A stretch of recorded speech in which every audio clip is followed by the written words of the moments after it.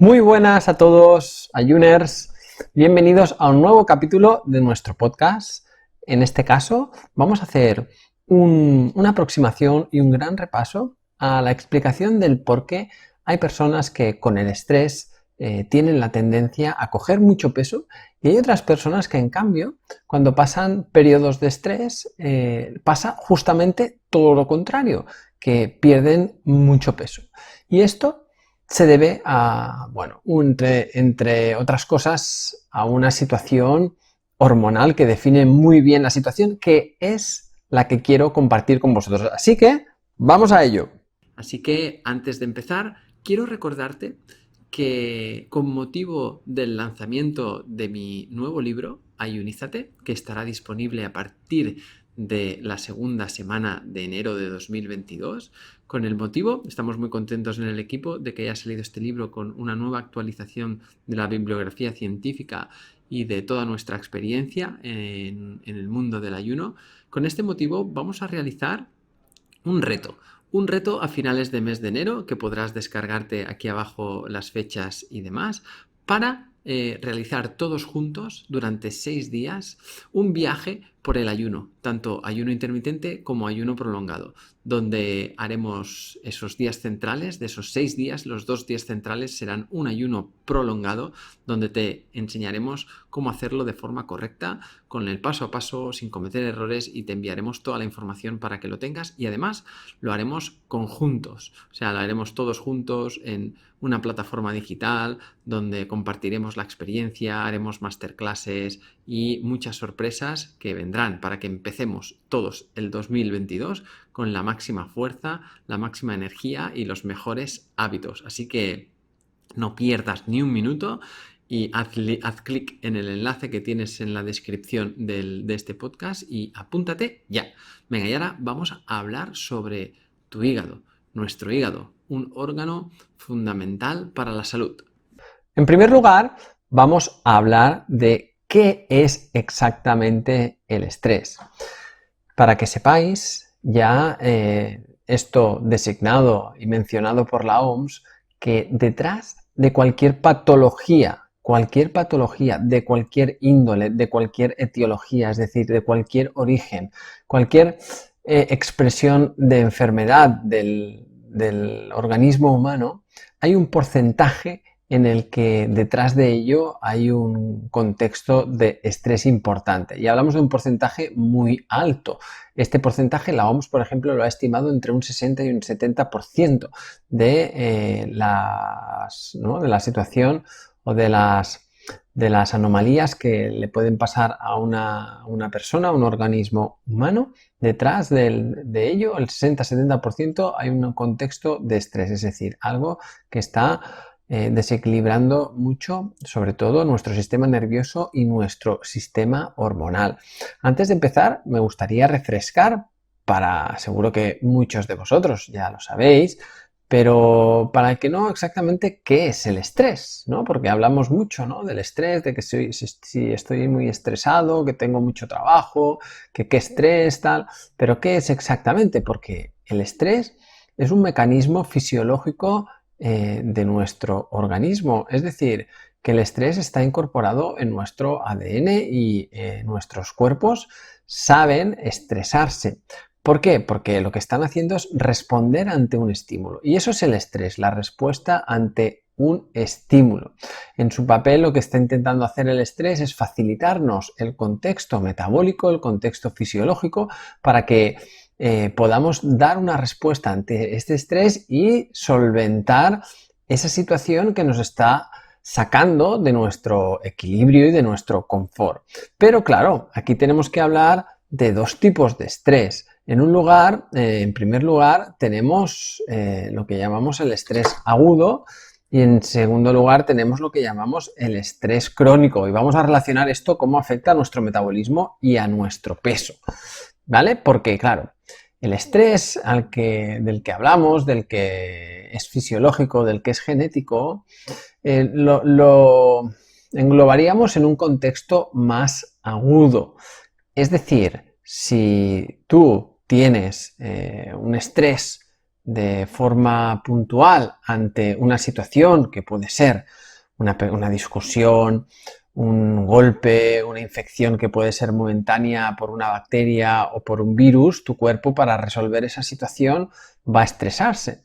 En general, lo que va a pasar es que ese estrés que tú vas a percibir por tus sentidos, eso lo que va a hacer es activar en el hipotálamo una hormona que se llama corticotropa, ¿vale? Que es CRH, que lo que hace es liberar, pues bueno, este estímulo, este estrés libera esta hormona que va a ir hasta la glándula pituitaria, hasta nuestra glándula pineal, que lo que va a hacer es activar otra hormona que es la ACTH, la adenocorticotropa o adenocorticotropina, que lo que va a hacer es entrar en el torrente sanguíneo y sí que va a estimular a unas pequeñas glándulas que están encima de tus riñones, lo que conocemos como glándulas adrenales, y ahí es donde se van a liberar ciertas hormonas como el cortisol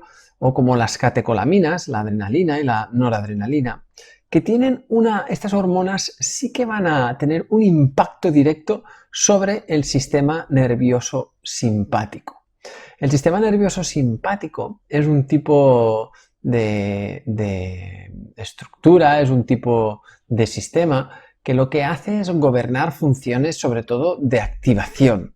Es decir, el sistema nervioso simpático, pues ¿qué pasa cuando tienes este estrés agudo, esta discusión pues, con tu pareja, con un familiar, con tu jefe, o que tienes esa caída o una quemadura o que de repente pues eso, te has infectado por alguna bacteria, algo agudo, algo que entra en tu cuerpo de una forma brusca, agresiva? Pues el sistema nervioso simpático va a hacer que aumente tu frecuencia cardíaca, que aumente tu actividad pulmonar, también va a hacer que sean más sensibles los receptores nerviosos del músculo estriado, es decir, del músculo que nos da el movimiento, van a estar más sensibles, porque en teoría es una situación de estrés agudo en la que tu cuerpo está preparándose para salir corriendo o para luchar, no es lo que entiende nuestro sistema nervioso central, es lo que está entendiendo. Después también va a promover la liberación de glucosa en la sangre y de insulina para que tu cuerpo tenga energía y seguir corriendo. O sea, a corto plazo vas a tener glucosa y también grasa para el músculo. También se van a liberar grasas en el músculo. Y esto, si tú tienes una respuesta y además es una respuesta física, es una respuesta con movimiento, vas a estar pues, ¿no? utilizando pues, estas sustancias para esa función. Es como, imaginaros, ¿no?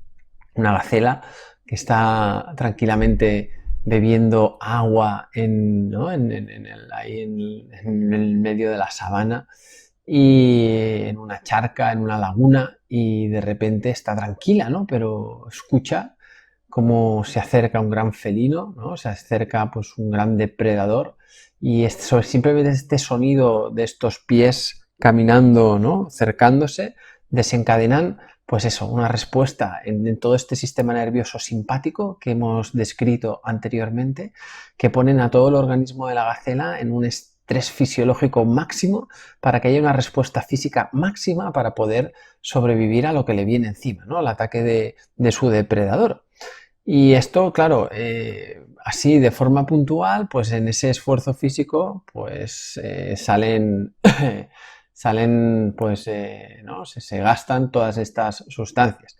Además, cuando se activa mucho el sistema nervioso simpático, hay una sensación que es una sensación anorexigénica, es decir, cuando las concentraciones de CRH, esa hormona que hablábamos antes, que se libera cuando recibes el estrés, ¿no? La sensación, los sentidos, tus sentidos captan ese estrés. Estos niveles altos de hormona lo que producen es que tengamos esa sensación de que se cierra el estómago. De ahí que cuando tenemos un estrés agudo, pues no tengamos ganas de comer. Nuestro cuerpo está para otras cosas, ¿eh? Se reduce el hambre y esto también hace que se pueda perder peso cuando ha sido un estrés emocional muy fuerte, muy agudo, ¿no? Se puede perder tanto grasa, también músculo, porque pensar que, claro, la liberación de glucocorticoides, como el cortisol, y como algunos otros, como la cortisona, liberados por nuestras glándulas adrenales, a largo plazo lo que van a estar haciendo es también promover una deplección muscular. Claro, esto, cuando tú tienes 20 años y tienes este estrés y tienes unos niveles de hormonas, de las hormonas que se encargan de conservar la masa muscular, como por ejemplo en el caso del hombre la testosterona, también en el caso de la mujer la testosterona, y en el caso de la mujer, hormonas que también ayudan a conservar la masa muscular y los tejidos son los estrógenos. Cuando estamos a los 20 años, pues tenemos una situación hormonal de conservación muscular que hace que, bueno, que esa pérdida de peso casi que vaya, pues bueno, con un acompañamiento de pérdida de grasa más interesante. Cuando tenemos 50 años, pues quizás los niveles de hormonas, tanto las hormonas sexuales, tanto masculinas como femeninas, es decir, tanto testosterona como los estrógenos y la progesterona, ¿no? Que son hormonas más femeninas,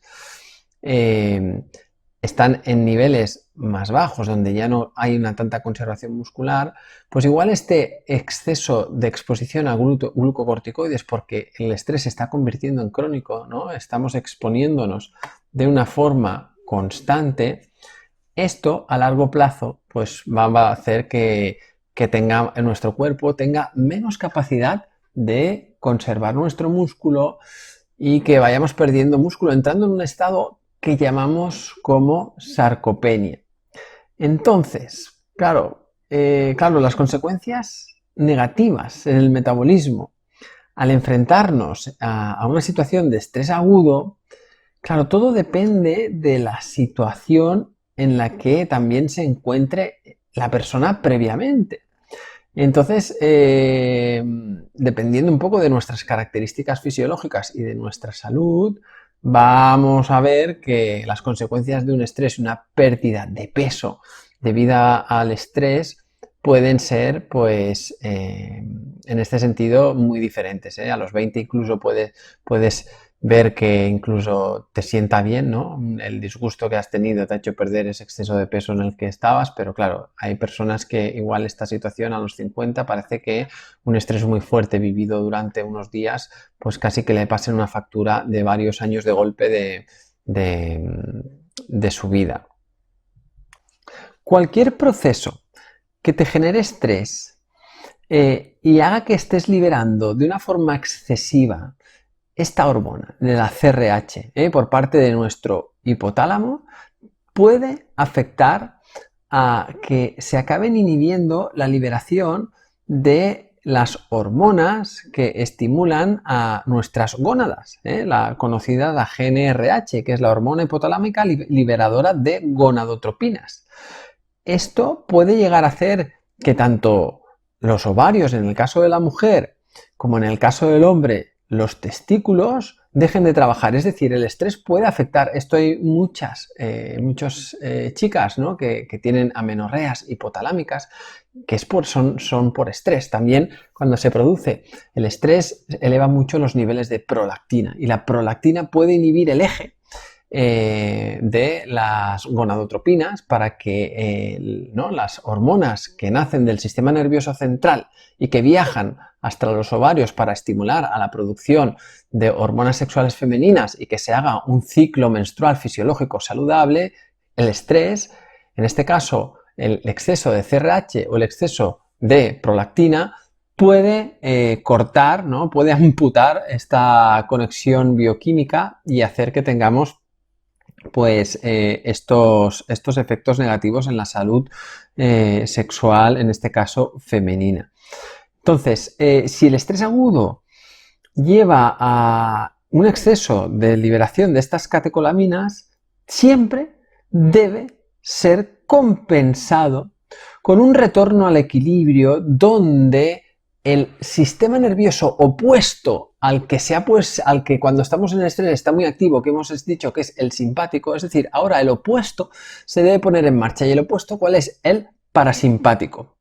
El sistema nervioso parasimpático lo que hace es justo lo contrario a lo que había hecho el simpático. En este caso es el que nos ayuda a regenerar el desgaste que hemos tenido de nuestro organismo. Es el que ayuda a que tengamos una buena salud y una buena mucosa en nuestro sistema digestivo para que aquí pues tenga una buena casa, un buen hogar, sistemas tan importantes que viven en las mucosas como el inmunológico, como la microbiota. También es encargado de que tengamos una buena calidad de sueño, que tengamos una buena asimilación de nutrientes.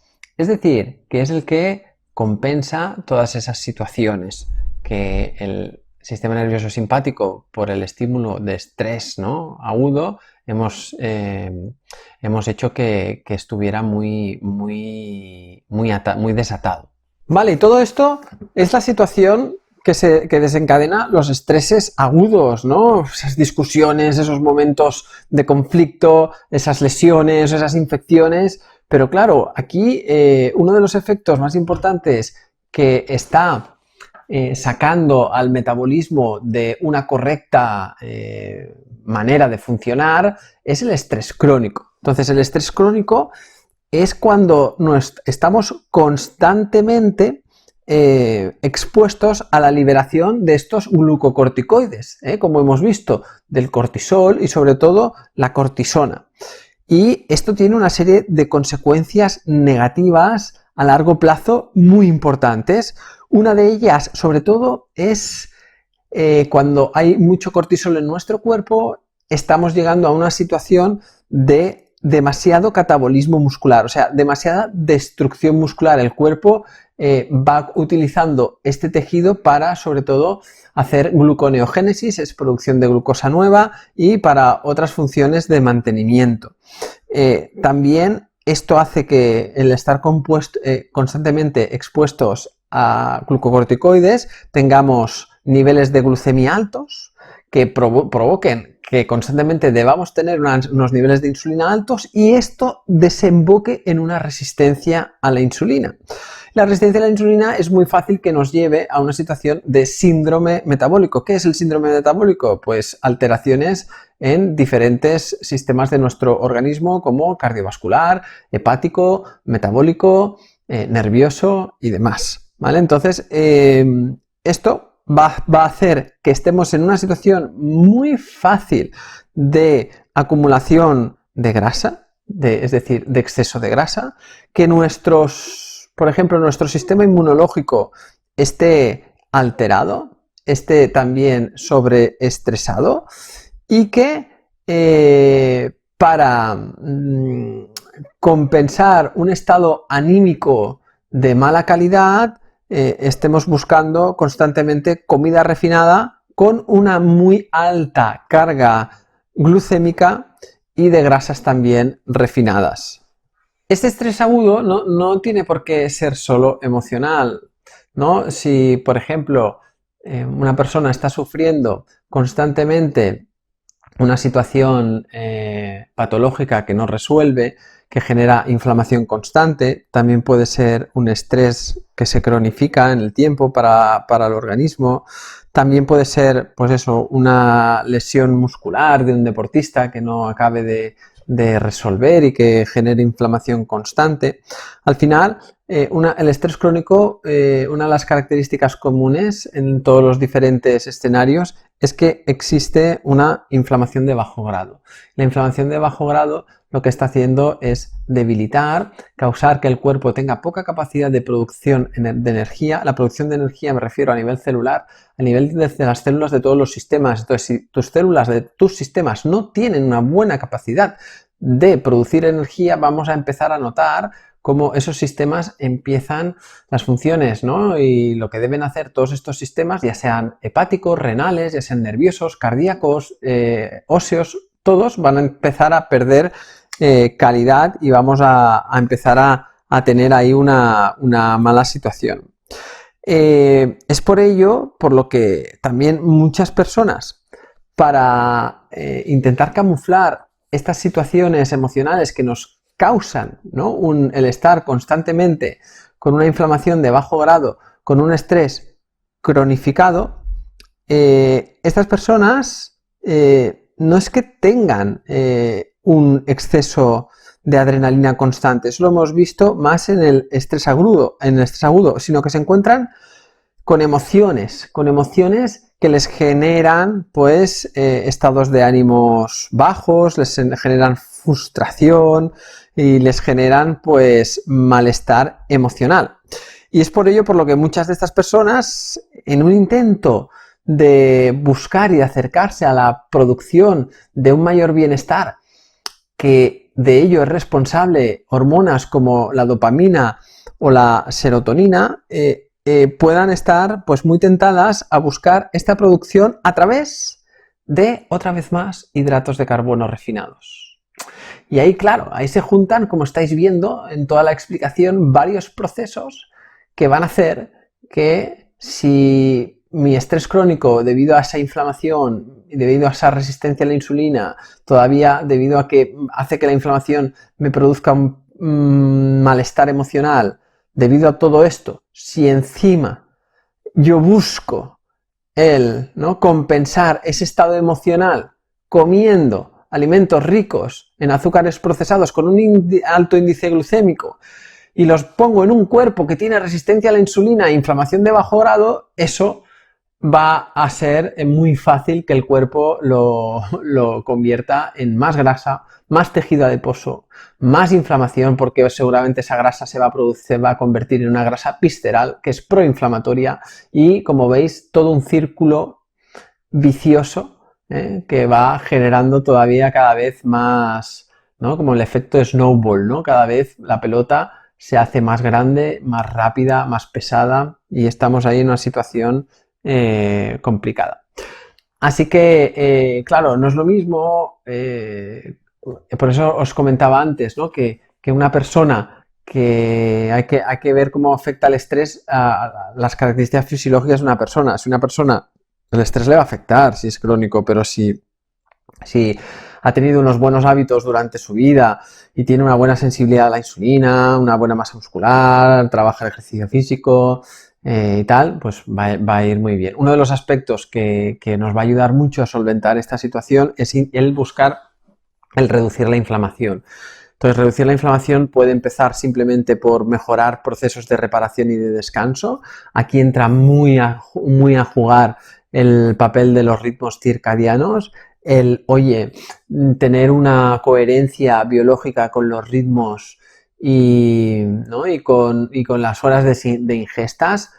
Por eso ¿no?, me gusta tanto, ¿no?, y divulgo tanto y hablo tanto sobre el ayuno intermitente, que evidentemente no es para todo el mundo, pero en estos sentidos va a dar mucha coherencia a los ritmos biológicos, el dar más espacio entre ingestas, ¿no?, el descansar el sistema digestivo, el ayudar a que no irnos a dormir por la noche con niveles de insulina muy altos.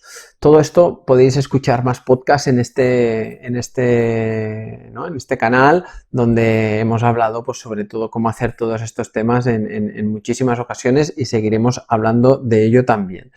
Bueno, espero haber podido ser claro y que se me haya entendido el mecanismo fisiológico de estas diferencias del estrés agudo y el estrés crónico. Aquí puedes entender por qué hay personas que cuando se estresan se adelgazan y otras personas el estrés les engorda, dependiendo un poco en qué ciclo, en qué momento de su vida estén y en cómo esté su organismo a nivel de inflamación, retención y de producción de todos esos glucocorticoides que hablábamos, y de esos síndromes de resistencia a la insulina. Esto va a dar una explicación a por qué unos van por un lado y otros van por otro. Y espero que haya llegado. Cualquier cosa, sobre todo, pues escribirnos por aquí y dejarnos vuestros comentarios, que estaremos encantados de leeros y de seguir compartiendo con todos vosotros. Un placer y hasta la próxima. Cada domingo estaré contigo de nuevo para ofrecerte un nuevo capítulo de nuestro podcast Ayuners.